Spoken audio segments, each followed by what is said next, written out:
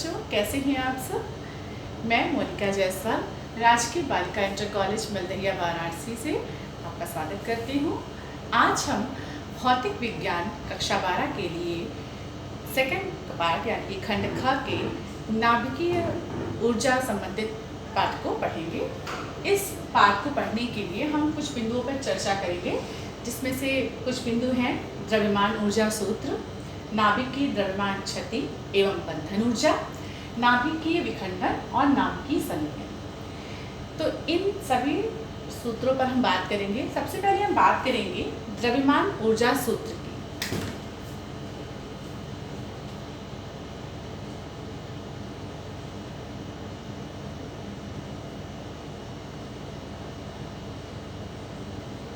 द्रव्यमान ऊर्जा सूत्र को इंग्लिश में हम लोग मास एनर्जी फॉर्मूला भी कहते हैं। इसे आइंस्टीन फॉर्मूला भी कहा जाता है। आइंस्टीन का सूत्र है ये। दरअसल आइंस्टीन के इस सूत्र से पहले द्रव्यमान और ऊर्जा को अलग अलग समझा जाता था, इसीलिए द्रव्यमान के संरक्षण का नियम अलग दिया गया और ऊर्जा संरक्षण का नियम अलग अलग स्वतंत्र रूप से मान्य था। लेकिन जब आइंस्टीन साहब ने इस फॉर्मूले को जनरेट किया, जो कि E बराबर mc² इस तरीके से दिया, जहां पर E जो है वो आपकी ऊर्जा है, m द्रव्यमान है, पदार्थ का द्रव्यमान, और c प्रकाश का वेग है, निर्वात। इस सूत्र में c का मान नियत है, जो कि लगभग है 3 × 10⁸ मीटर प्रति सेकेंड। तो इस सूत्र की सहायता से एक चीज कंफर्म होगी, और वो ये कि किसी भी पदार्थ के द्रव्यमान को हम ऊर्जा में बदल सकते हैं और ऊर्जा से हम द्रव्यमान के बारे में बात या गणना कर सकते हैं उस पदार्थ के लिए। फॉर एग्जाम्पल, अगर हम यहाँ पर 1 ग्राम कोई तत्व लें, है ना, और उसके समतुल्य कितनी ऊर्जा होगी इस बात की गणना करें, तो E बराबर mc² में इस मान को अगर हम रखें, m का मान हो गया 1 और c² हो गया 3 × 10⁸ का होल स्क्वायर। इसका मान अगर आप इसे सॉल्व करेंगे तो हो जाएगा 9 × 10⁻16 जूल। यानी कि अगर हम किसी पदार्थ के 1 ग्राम द्रव्यमान को ऊर्जा में परिवर्तित करें, तो यह कम से कम आपको 9 × 10⁻16 9 × 10⁻16 जूल के समकक्ष ऊर्जा मुक्त करेगा। अब जब बात ऊर्जा की हो रही है, तो यहाँ पर एक चीज़ के बारे में क्लेरिफाई करना बहुत ज़रूरी हो जाता है, और वो है परमाणु द्रव्यमान मात्रक।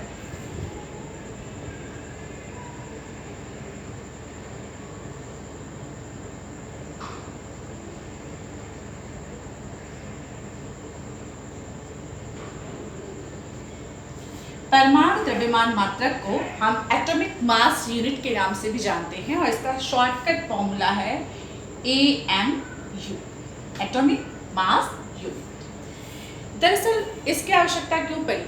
क्योंकि परमाणु के जो नाभिक हैं उनका द्रव्यमान जो है वो बहुत छोटा है, उनका आकार भी बहुत छोटा है, उनका द्रव्यमान भी बहुत छोटा है। तो इसलिए ऐसे यूनिट की आवश्यकता पड़ी जो उसे बहुत ही यथार्थतापूर्वक नाप सके या उसके बारे में गणना कर सके। अब एक AMU की परिभाषा क्या है? एक AMU आपके कार्बन C612 की जो बात करते हैं, उसके एक परमाणु के द्रव्यमान के 1/12वां हिस्सा होता है, यानी कि 12वें भाग के बराबर होता है। तो अगर आप एक AMU का मान निकालना चाहें, तो हम इसे कार्बन 12 के परमाणुओं की संख्या के आधार पर निकाल सकते हैं। आप जानते हैं कि कार्बन के 1 ग्राम परमाणु का जो भार होता है, जो द्रव्यमान होता है, वो 12 होता है, और इसमें आपके n नंबर ऑफ मॉलिक्यूल्स यानी कि परमाणु होते हैं, जो अवोगाद्रो संख्या है n नंबर। तो इस एक AMU के मान के लिए हम सबसे पहले एक परमाणु का मान निकालेंगे। कार्बन के 1 ग्राम में 12 भाग होता है, इसका 12 द्रव्यमान होता है इसका, परमाणुओं के लिए इसका मान क्या हो जाएगा, ये देखिए, एक AMU का मान निकालने के लिए हमें 1/12वां हिस्सा चाहिए, किसका, कार्बन के एक परमाणु का। ये हो गया 12/n। ये n कहाँ से आया, ये n एवोगाड्रो संख्या है, तो ये हो जाएगा आपके 1/n ग्राम। ठीक है, 1/n ग्राम। यहाँ n का मान क्या होता है, एवोगाड्रो नंबर आप सबको पता होगा, वो होता है 1/n की वैल्यू हो जाएगी 6.02 इंटू 10⁻23। ठीक है, इतने अणु होते हैं। अब इसको हम जब सॉल्व करेंगे तो ये वैल्यूज जो है वो आ जाएंगी आपकी लगभग 1.66 इंटू 10⁻⁻24 ग्राम। यानी कि एक AMU ये बराबर हो जाएगा 1.66 इंटू 10⁻⁻24 ग्राम। इसे किलोग्राम में भी आप बदल सकते हैं। ये कितना हो जाएगा, ये हो जाएगा 1.66 इंटू 10⁻⁻27 किलोग्राम।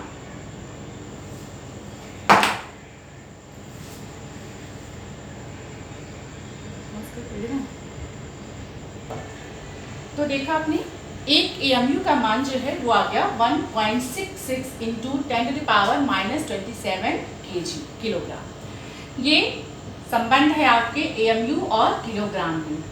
ठीक है, अब हम इस AMU का मान रखेंगे द्रव्यमान ऊर्जा समीकरण में और निकालेंगे कि AMU में और ऊर्जा में क्या रिश्ता है, क्या रिलेशन है, क्या संबंध बनेगा। तो देखिए, E बराबर mc² था हमारा सूत्र, द्रव्यमान ऊर्जा सूत्र था आइंस्टीन का। इसमें अब m की वैल्यू हम यहाँ पे रखेंगे 1.66 इंटू 10⁻⁻27।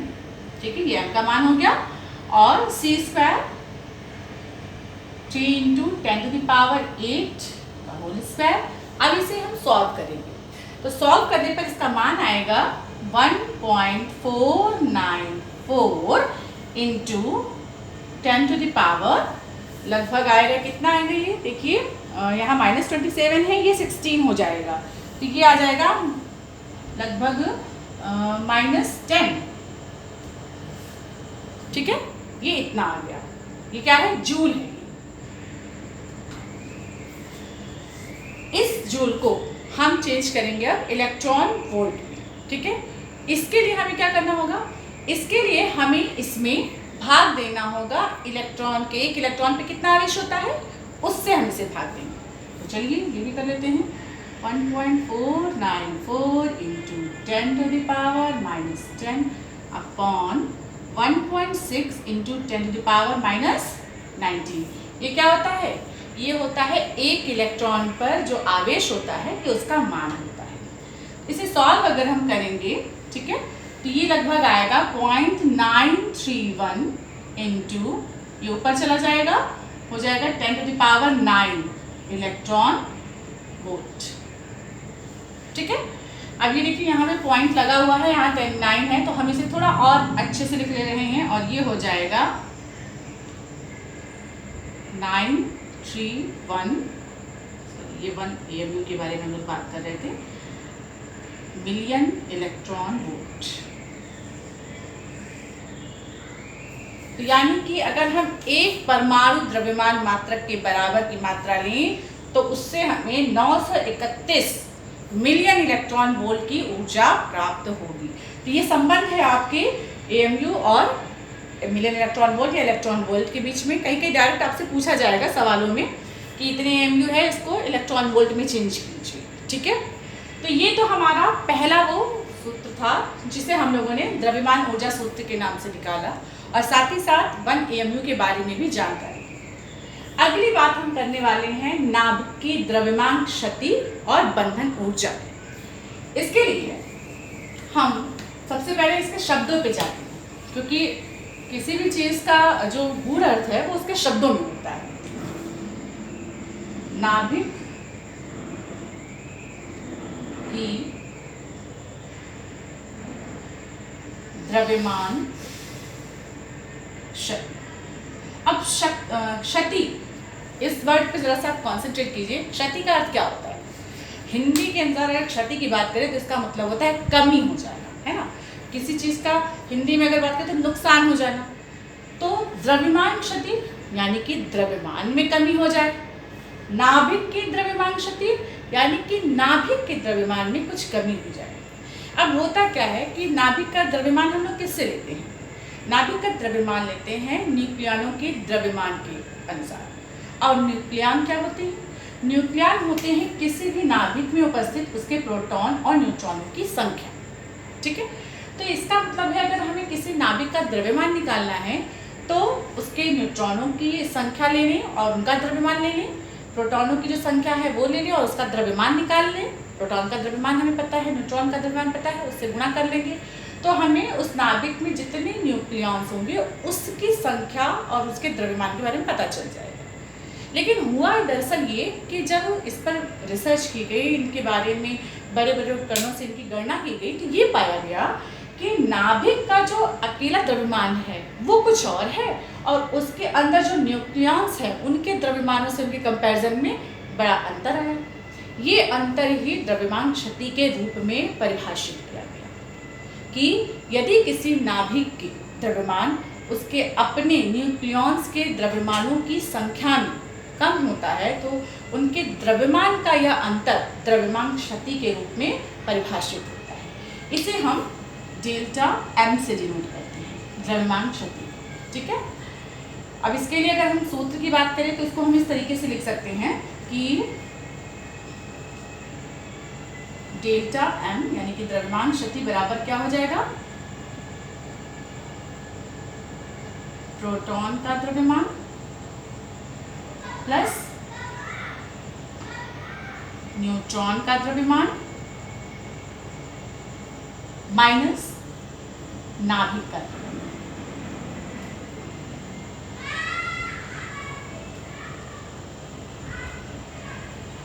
ठीक है, और इसे और भी छोटे फॉर्म में लिखना चाहें तो उसको हम ऐसे दे सकते हैं जैसे अगर कोई तत्व है कोई, ठीक है, जो x से हम उसको डिनोट करें और उसे हम इस तरह से डिनोट करें जहाँ a उसकी क्या है? द्रव्यमान संख्या हो और z उसका परमाणु क्रमांक हो। तो आपको ये पता होगा कि जो परमाणु क्रमांक होता है वो नाभिक में उपस्थित प्रोटॉनों की संख्या के बराबर होता है, यानी कि z क्या शो करेगा? उसके प्रोटॉनों की संख्या। ठीक है, और a क्या है? द्रव्यमान संख्या है। तो द्रव्यमान संख्या में क्या आएगा? प्रोटॉन और न्यूट्रॉन इन दोनों की संख्या का योग। तो अगर सिर्फ न्यूट्रॉनों की संख्या निकालनी हो तो हम क्या करेंगे? a माइनस जेड कर देंगे। अब ये हमें देगा न्यूट्रॉन की संख्या। ठीक है, अब इसके बाद मान लीजिए कि नाभिक का जो उसके खुद का तत्व है, उसके खुद के नाभिक का द्रव्यमान अगर किसी भी चीज़ से डिनोट कर लीजिए आप उसको आप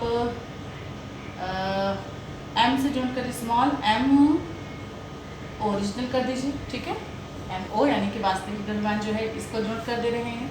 तो ये सूत्र जो है थोड़ा सा हम इसको इस तरीके से लिख सकते हैं कि द्रव्यमान क्षति बराबर हो जाएगा कितने प्रोटॉन है? ठीक है, तो Z और इसका मास। ठीक है, प्रोटॉन का मास ले लीजिए, प्रोटॉन का द्रव्यमान, ये इसको हम डिनोट करेंगे मास ऑफ प्रोटॉन। इसी तरीके से न्यूट्रॉन का द्रव्यमान अगर हम शो करें मास ऑफ न्यूट्रॉन से, ठीक है, तो हम इसे लिख सकते हैं प्रोटॉनों की संख्या Z हो गई, Z into mass of proton plus कितनी संख्या न्यूट्रॉनों की? A minus Z into mass of neutron. ये एक न्यूट्रॉन का मास है, टोटल न्यूट्रॉनों का मास इतना हो जाएगा, है ना, माइनस ओरिजिनल आपका जो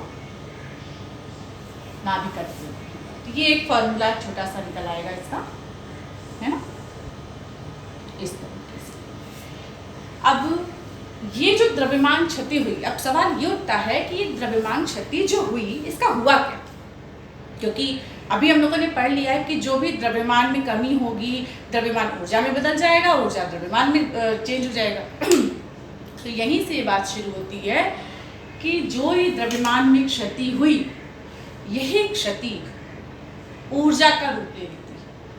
और ये ऊर्जा, चूंकि नाभिक बहुत छोटा होता है, तो यही ऊर्जा नाभिक के न्यूट्रॉन और प्रोटॉन को आपस में बांधे रखती है, यानी कि एक प्रकार की बंधन ऊर्जा है। इसका एक ये भी मतलब निकल सकता है कि अगर हमें किसी नाभिक के प्रोटॉन और न्यूट्रॉन को अलग अलग करना है, तो हमें इतनी ही ऊर्जा उसे देनी होगी ताकि वह अपनी बंधन ऊर्जा को तोड़ सके और उसे बाहर निकल सके, दूर दूर हो सके उससे। तो द्रव्यमान क्षति में जितने द्रव्यमान की क्षति होती है, दरअसल यही आपकी ऊर्जा के रूप में आगे चल के परिवर्तित हो जाती है, और यही द्रव्यमान क्षति, द्रव्यमान में होने वाली कमी आगे चल के बंधन ऊर्जा के रूप में परिभाषित होती है। तो बंधन ऊर्जा का अगर हम परिभाषित करें, वो हो जाएगा कि वह ऊर्जा जो नाभिक के प्रोटॉनों और न्यूट्रॉनों को परस्पर एक दूसरे से पृथक करने के लिए आवश्यक हो, वो उस नाभिक के लिए उसकी बंधन ऊर्जा कहलाएगी। ठीक है,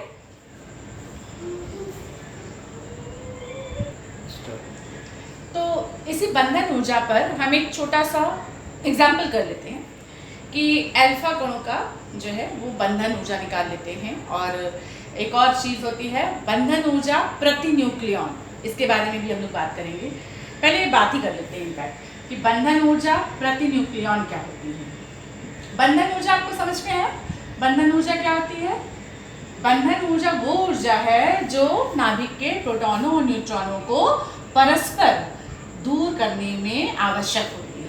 ठीक है, या आप ये कह सकते हैं कि बंधन ऊर्जा ही वो ऊर्जा है जो प्रोटॉनों और न्यूट्रॉनों को आपस में बांधे रखती है। बंधन ऊर्जा प्रति न्यूक्लियॉन, इसके बारे में बात कर लेते हैं कि ये क्या है। न्यूक्लियॉन, जब हम बंधन ऊर्जा निकाल लेते हैं और इसके बाद अगर हमें प्रति न्यूक्लियॉन भी निकालना है, न्यूक्लियॉन है, न्यूक्लियॉन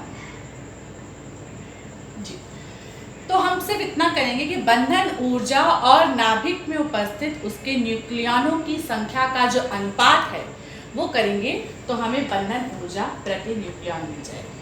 ये सबसे बेहतर तरीके से एक एग्जाम्पल से शो होगा। वो एग्जाम्पल हम लोग करेंगे आपके सामने कि अगर हम अल्फा कणों के बारे में बात करें। अल्फा कण जानते हैं क्या होता है? अल्फा कणों को हीलियम का नाभिक भी कहा जाता है। ठीक है, तो हम अल्फा कणों का बंधन ऊर्जा, उसकी द्रव्यमान क्षति और बंधन ऊर्जा प्रति न्यूक्लियॉन, तीनों चीज़ निकालेंगे और देखेंगे कि हम ये कैसे कर रहे हैं। साथ ही साथ आपको ये क्लियर भी हो जाएगा। अल्फा कणों की बात करें, ठीक है, तो इसे हीलियम नाभिक से भी हम लोग शो करते हैं, 2He4, ये इसका सिंबल सूत्र होता है। अब इसमें आपके 2 प्रोटॉन और 2 न्यूट्रॉन है। ठीक है, ये जो न्यूट्रॉन और प्रोटॉन हैं, इनके मास लिख लेते हैं, अल्फा नाभिक का द्रव्यमान लिख लेते हैं, और उसके बाद हम तीनों चीज़ें निकालेंगे, द्रव्यमान ऊर्जा भी, बंधन ऊर्जा भी और बंधन ऊर्जा प्रति न्यूक्लियॉन। तो सबसे पहले अल्फा कण के नाभिक या हीलियम नाभिक का द्रव्यमान लिख लेते हैं। ये होता है 4.00150 AMU। ठीक है, साथ ही एक प्रोटॉन का जो द्रव्यमान होता है, किसी को याद है कितना है? हाँ, 1. कोई बोलेगा? 0.0782 होता है, 28 AMU होता है। एक प्रोटॉन का द्रव्यमान कितना है? तो 2 प्रोटॉन का निकाल लीजिएगा। 2 प्रोटॉन का द्रव्यमान कैसे निकालेंगे? इसमें 2 का गुणा कर देंगे।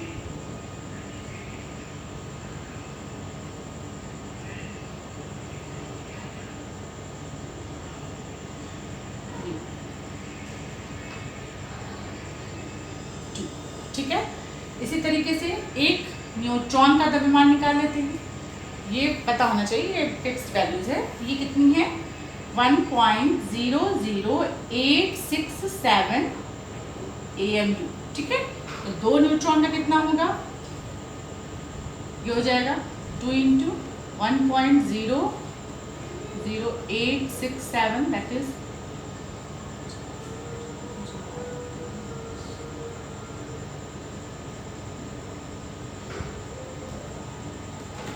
ठीक है।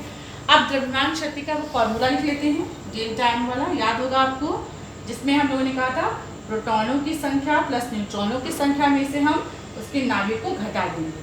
ये देखिए 2 प्रोटॉनों का मान कितना है, लिख लेते हैं 2.01456 प्लस न्यूट्रॉनों का मान 2.01734।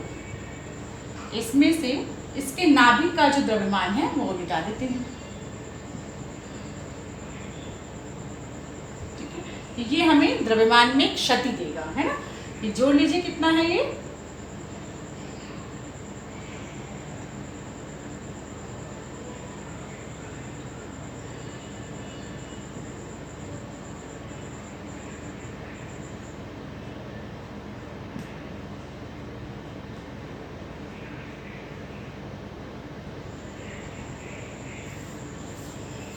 ठीक है। अब इसे घटा लेते हैं, माइनस कर दीजिए।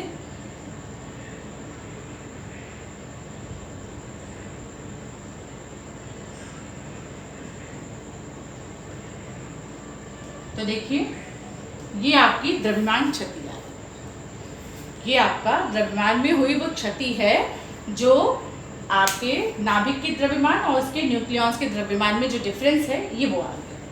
अब इसके बाद हम निकालेंगे बंधन ऊर्जा। ठीक है,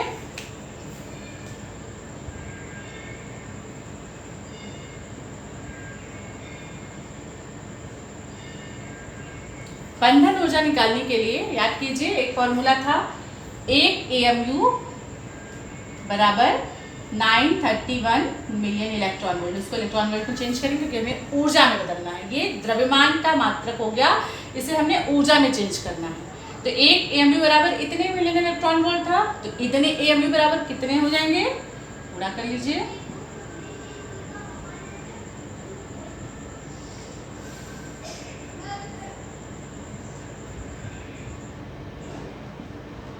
ये आ जाएगा लगभग 28.3 मिलियन इलेक्ट्रॉन वोल्ट। ये आ गई अल्फा कणों की बंधन ऊर्जा। ठीक है, यानी कि हीलियम नाभिक की बंधन ऊर्जा। अब इसके बाद हम बात करने वाले हैं बंधन ऊर्जा प्रति न्यूक्लियॉन।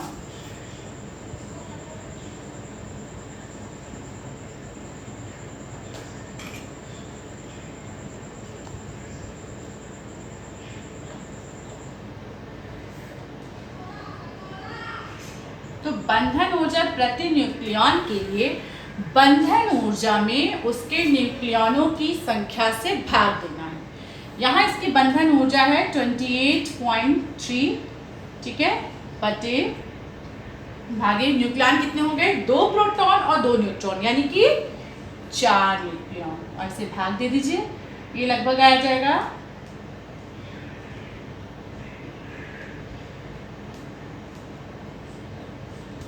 7.07 million electron volt. तो देखिए इस एग्जाम्पल में हमने तीनों चीज़ों को निकाला है।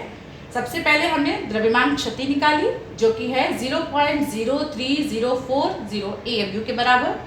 उसके बाद हमने बंधन ऊर्जा निकाली कैसे निकाली, इसी द्रव्यमान क्षति में जब हम 931 मिलियन इलेक्ट्रॉन वोल्ट का मल्टीप्लाई कर देंगे तो हमें बंधन ऊर्जा मिल जाएगी। बंधन ऊर्जा का काम क्या है, बंधन ऊर्जा का काम है उसके नाभिक के प्रोटॉनों और न्यूट्रॉनों को आपस में बांधे रखना, या फिर दूसरे शब्दों में कहें तो इन्हें दूर करने के लिए हमें इतनी ही मिलियन इलेक्ट्रॉन वोल्ट की एनर्जी उस नाभिक को देनी। उसके बाद बंधन ऊर्जा प्रति न्यूक्लियॉन अगर निकालना है तो हम बंधन ऊर्जा में उसके न्यूक्लियॉन्स का भाग दे देंगे और हमें प्रति न्यूक्लियॉन बंधन ऊर्जा मिल जाएगी। एग्जाम्स में अक्सर पूछे जाते हैं तो कोई एक चीज़ पूछ लेता है और बच्चे घबरा जाते हैं। अगर आपसे पूछा गया है द्रव्यमान क्षति तो केवल द्रव्यमान क्षति निकालिए, बंधन ऊर्जा निकालने की आवश्यकता नहीं है। पर अगर आपसे बंधन ऊर्जा प्रति न्यूक्लियॉन पूछा गया है तो आपको ये सारे प्रोसेस करने होंगे, इतने सारे चरण आपको करने होंगे। तो बंधन ऊर्जा प्रति न्यूक्लियॉन आ गई। यहाँ से एक बड़ा इंटरेस्टिंग सा ग्राफ है जिसमें बंधन ऊर्जा प्रति न्यूक्लियॉन जो है उसकी द्रव्यमान संख्या के साथ वेरिएशन है, उसके बारे में हम बात करेंगे क्योंकि वहाँ से ही आपके अगले 2 टॉपिक निकल के आने वाले हैं, नाभिकीय खंडन और नाभिकीय संलयन के बारे में। तो सबसे पहले वो ग्राफ ड्रॉ कर लेते हैं और फिर हम आपको दिखाते हैं कि कैसे जो भारी नाभिक होते हैं वो अस्थायी किस कारण से हो गए। ठीक है, तो पहले ग्राफ ड्रॉ करते हैं। अगला जो टॉपिक है वो है बंधन ऊर्जा, प्रति न्यूक्लियन एवं द्रव्यमान संख्या में परिवर्तन। हमने यहाँ पर एक ग्राफ ड्रॉ किया है, वो है द्रव्यमान संख्या में, जो हमने एक्स एक्सिस पर लिया है, और वाई एक्सिस पे हमने बंधन ऊर्जा प्रति न्यूक्लियन ली है, मिलियन इलेक्ट्रॉन वोल्ट में है ये। यहाँ पर आप एक ग्राफ जो देख रहे हैं कि दरअसल बंधन ऊर्जा प्रति न्यूक्लियन और द्रव्यमान संख्या में जो परिवर्तन हो रहा है, कैसे द्रव्यमान संख्या के बढ़ने पर बंधन ऊर्जा प्रति न्यूक्लियन किस तरीके से वेरिएट कर रही है, इसको दिखाया गया है। इस वक्र को बंधन ऊर्जा वक्र भी कहते हैं। इसमें आप देखिए, अगर आपने ध्यान से देखिए तो यहाँ पर जो हल्के नाभिक हैं, ठीक है, जिनका जो आपका द्रव्यमान संख्या है वो 60 से कम है, वहाँ पर एक अलग वेरिएशन है। मतलब यहाँ पर जब हाइड्रोजन की हम बात कर रहे हैं तो इसकी बंधन ऊर्जा प्रति न्यूक्लियन वो सिर्फ 1 मिलियन इलेक्ट्रॉन वोल्ट है, जबकि इसके बाद हीलियम में देखेंगे तो ये सीधे सीधे 7 के करीब, 7.02 के करीब जाती है। उसके बाद लिथियम में ये फिर नीचे गिर जाती है, यानी कि 5.0 मिलियन इलेक्ट्रॉन वोल्ट के करीब है। फिर कार्बन में ये 8 के करीब पहुंच जाती है और 8.0 मिलियन इलेक्ट्रॉन वोल्ट के लिए हो जाती है। कार्बन के बाद निकल में फिर गिर जाती है और ऑक्सीजन के लिए फिर से बंधन ऊर्जा प्रति न्यूक्लियन बढ़ जाती है। फिर आप देखेंगे कि फ्लोरीन के लिए गिर गई है न्यूक्लियन ऊर्जा, और उसके बाद जो एक कर्व बना है ये थोड़ा सा और स्मूथ कर्व जाएगा ऐसे, ठीक है। ये Fe है जिसका परमाणु क्रमांक आपका 56 है। ये जो है द्रव्यमान संख्या 56 है, ये आपका हाईएस्ट पे है। लगभग इसकी जो बंधन ऊर्जा प्रति न्यूक्लियन होती है वो 8.8 मिलियन इलेक्ट्रॉन वोल्ट होती है। बहुत स्थायित्व होता है, जितनी ज़्यादा बंधन ऊर्जा होगी उस नाभिक का स्थायित्व उतना ज़्यादा होगा। और यहाँ से आप देखिए तो परमाणु संख्या तो बढ़ती जा रही है, लेकिन उसकी बंधन ऊर्जा प्रति न्यूक्लियन जो है वो घटती जा रही है। यूरेनियम 238 का बंधन ऊर्जा जो है वो 7.06 मिलियन इलेक्ट्रॉन वोल्ट होता है। इसका मतलब क्या हुआ? इसके कई सारे निष्कर्ष निकलते हैं। इसका एक मतलब ये है कि जैसे जैसे नाभिक भारी होता जाता है उसकी बंधन ऊर्जा प्रति न्यूक्लियन क्या होती है, वो कम होती जाती है। और बंधन ऊर्जा प्रति न्यूक्लियन अगर कम हो रही है तो नाभिक का स्थायित्व घटता जाएगा।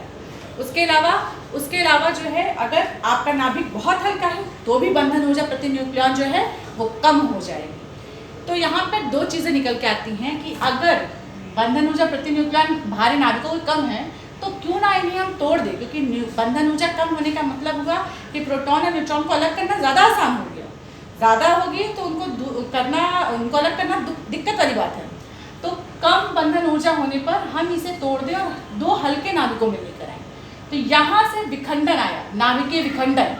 और जब हम हल्के नाभिकों की तरफ आते हैं तो हम ये देखते हैं कि जो हल्के नाभिक हैं उनको अगर किसी तरीके से भारी नाभिकों में बदल दें तो हमारी, क्योंकि इनकी बंधन ऊर्जा भी बहुत कम है, तो अगर इनको हम भारी नाभिकों में बदल दें तो भी हमें बहुत सारी ऊर्जा मिलेगी। और जब ये प्रोसेस हम करते हैं तो हमारा नाभिकीय संलयन है।